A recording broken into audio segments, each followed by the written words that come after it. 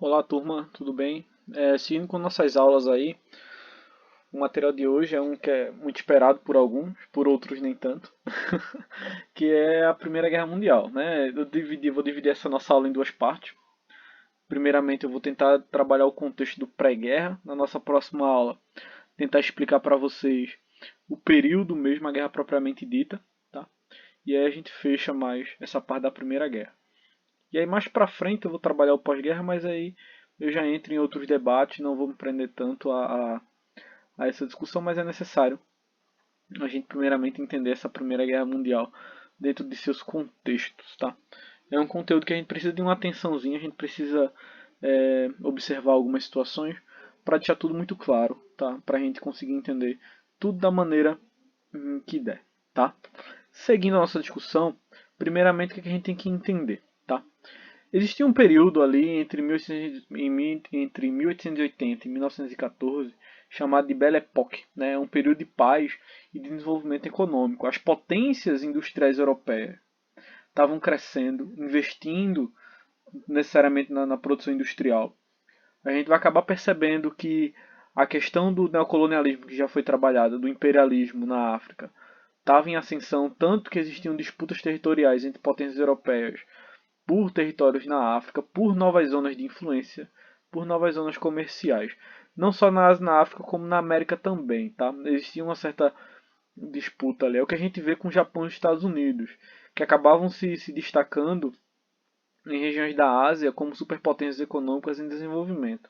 A gente começa a ver ciclos do petróleo crescendo, né, cada vez mais, como uma nova maneira de desenvolvimento da riqueza, motores a combustão. Então, existe uma efervescência muito grande no desenvolvimento econômico.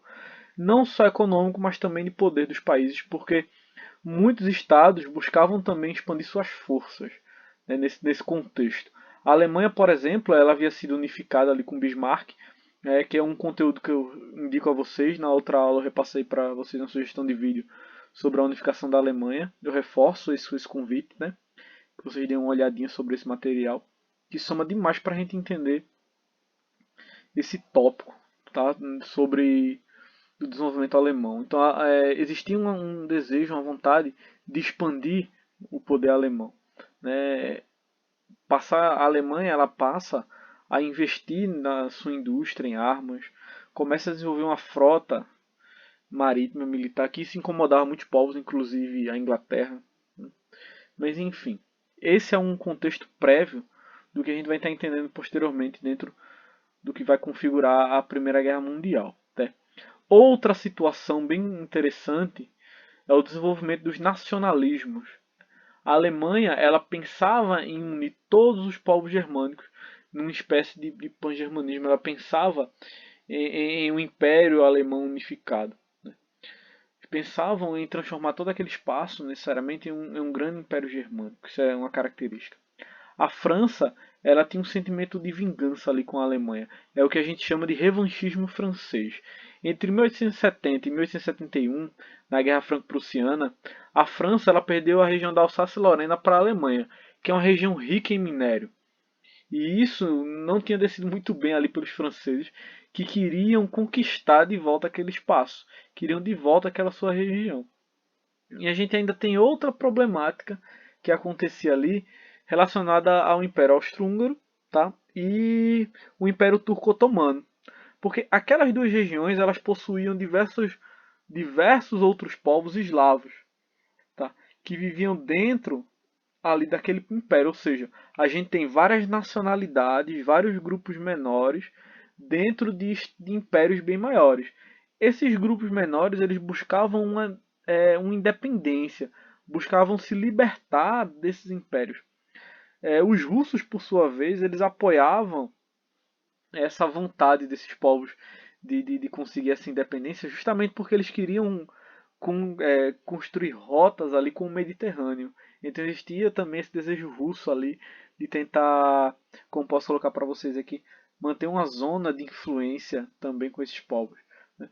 Esse movimento é o que a gente vai chamar de panslavismo, essa vontade mesmo dessas nações de conquistarem também a sua independência, estruturarem ali a sua força. Então, essas três estruturas nacionalistas, elas vão ser outro motivo para que essa guerra ela aconteça, né? A gente vai ter as bases de um conflito muito maior que vai estar por vir. A gente tem os primeiros caminhos, as primeiras bases de um conflito que estava se armando, né, para começar. Então é necessário a gente entender primeiramente também essa questão de nacionalismo e relacioná-lo com esse contexto de desenvolvimento econômico e de vontade de expansão de território desses povos, tá certo? Então, seguindo as potências europeias, para se resguardar primeiramente, elas vão acabar criando alianças militares e econômicas para se prevenir caso aconteça algum possível conflito, né? A Itália, o Império Austro-Húngaro e a Alemanha, elas vão formar a chamada Tríplice Aliança, né? Tríplice Aliança. Por sua vez, né, isso já um tempo depois, já por volta de 1913 por aí, a gente vai ter a formação da Tríplice Entente, com França, Inglaterra e Rússia. A Tríplice Aliança ela é formada ainda lá por volta de 1892, se a memória não me falha. Tá? E um dos motivos claros e específicos disso aí era um de resguardar, principalmente o Estado alemão, que buscava dentro de suas bases conseguir uma aliança forte o suficiente para manter o seu desenvolvimento econômico, tá? E conseguir erguer seus planos militares. A Inglaterra, que necessariamente se preocupava com isso e via a Alemanha como uma possível rival, acabou se alinhando inclusive com um inimigo histórico antigo, que é a França. Se vocês lembrarem do material, as maiores batalhas e conflitos dentro do contexto histórico que a Inglaterra teve foi com a França. No período napoleônico, a gente tem uma prova, a Guerra dos 100 Anos, lá atrás, no passado. Então, nesse momento aí, a gente vai ter essa formação de uma aliança fortíssima entre França, Inglaterra e Rússia, já nas primeiras décadas do século XX também. Tá? O grande início do conflito, ou a faísca que faltava para que acontecesse uma guerra muito maior, vai estar sendo acesa em 28 de julho de 1914, quando o arquiduque Francisco Ferdinando, que era o herdeiro, o próximo a assumir o trono do Império Austro-Húngaro, e sua esposa vão ser assassinados em Sarajevo, na Bósnia. A grande questão é que o Império Austro-Húngaro ele vai dizer que quem mandou matar foram os sérvios. Então, por causa disso, vai acabar declarando guerra à Sérvia, responsabilizando aquele estado pelo acontecimento, né? E a partir daí começa uma reação em cadeia, porque os países que apoiavam uns aos outros começam a declarar guerra subsequente para os próximos. Então, por exemplo, a Rússia vai entrar do lado da Sérvia e assim vai tendo essas questões, né? Um declarando guerra ao outro, iniciando assim esse conflito mundial. O grande estopim, a grande característica que vai dar início ao conflito, necessariamente vai ser o assassinato de Francisco Ferdinando, né, em Sarajevo, um das grandes situações. A partir daí a situação está armada e vamos ter início, dentro desse contexto, a um dos maiores conflitos da história mundial, que é a Primeira Grande Guerra. Né. Futuramente a gente vai ter outros contextos de estratégias militares que vão ser abordadas a partir dessa discussão. Tá bem, gente? Tá. Esse material de hoje nosso foi bem mais curto que os outros. Tá? Espero que vocês acompanhem certinho. Leiam essas páginas do livro. Vejam esse material que tem aí para a gente discutir. Tá?